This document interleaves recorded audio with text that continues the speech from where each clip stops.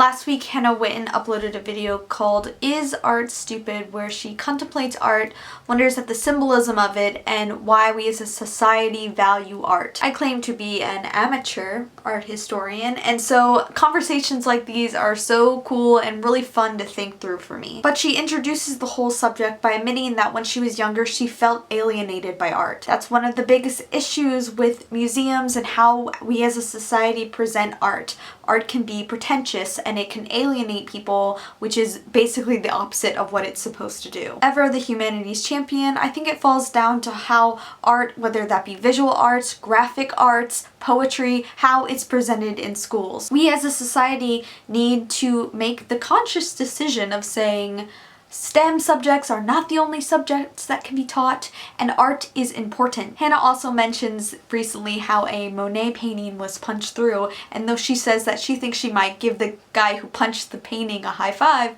I would disagree and shudder at the thought.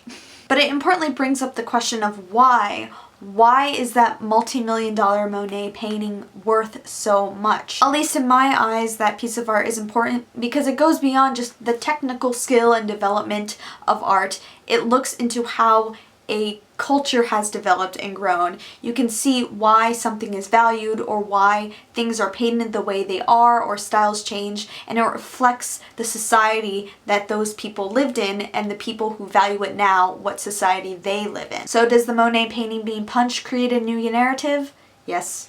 Yes, it does, because that man punching the Monet painting, which we value so much, shows that society and what we think about art and whether art is good or bad or should be punched or should be valued as much as it is, whether or not those standards that we hold are standards that should be held. And it shows that our society is sort of changing to think differently about what art is. We can see it in contemporary art, like I mentioned earlier. Contemporary art is very everywhere.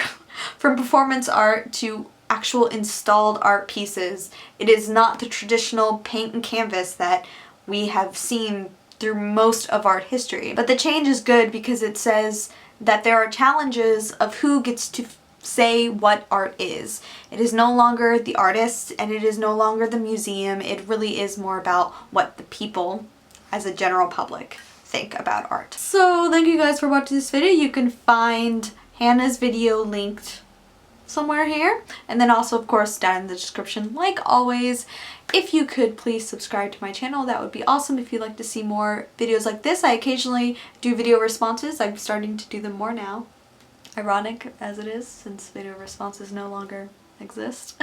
Hashtag YouTube sucks. Anyway, thank you guys for watching, and I'll see you next time.